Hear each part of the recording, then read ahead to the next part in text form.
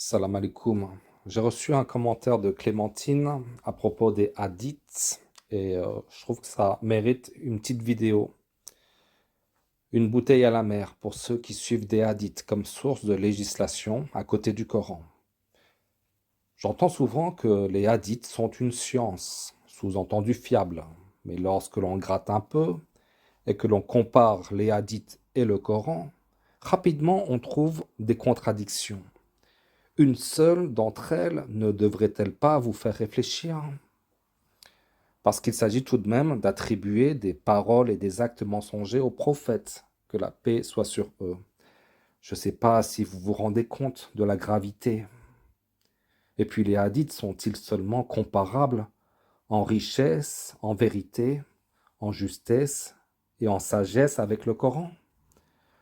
En ce qui me concerne, c'est juste insupportable de continuer à entendre des gens en parler comme une source fiable, presque comme si cela provenait d'Allah. Parce que c'est cela, dans le fond, qui est grave.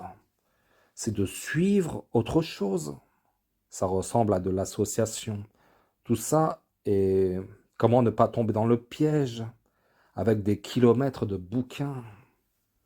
Ça ressemble aussi à la roulette russe. Alors, êtes-vous suicidaire au point de jouer avec votre avenir? On sait bien que le suicide est interdit en islam. Alors, il existe des personnes mal intentionnées, des hypocrites, qui ont pu mentir au sujet du prophète, que la paix soit sur lui. Et cela, votre science ne peut pas l'écarter. Il y a forcément un pourcentage de mensonges, même minime, dans vos kilomètres de bouquins. Alors cela devrait vous suffire pour vous en écarter, car il s'agit là d'associations, vous imaginez.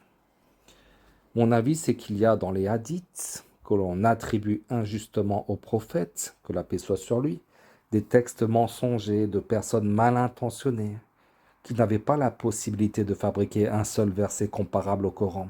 Alors ils se sont servis du prophète, que la paix soit sur lui, pour vous attendrir et comme prétexte pour écrire des livres et y mettre tout ce que les gens désirent. Vous imaginez le vice derrière cela?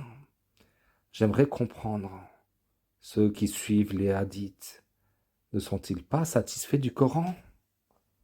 Malheureusement, nombreux sont ceux qui les suivent, qui délaissent ou ne parlent que très peu du Coran.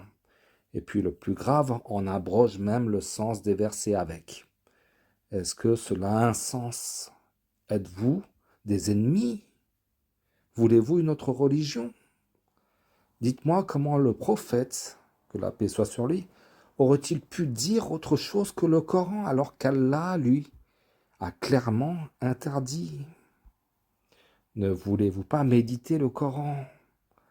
Avons-nous une vie suffisamment longue pour comparer le faux et la vérité dans des kilomètres de bouquins interminables et se perdre dans des débats inextricables alors que l'on a un Coran clair et complet?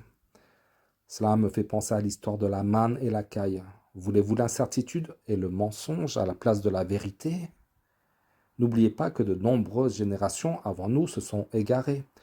Faudrait le prendre en compte, être humble et ne pas jouer avec le feu.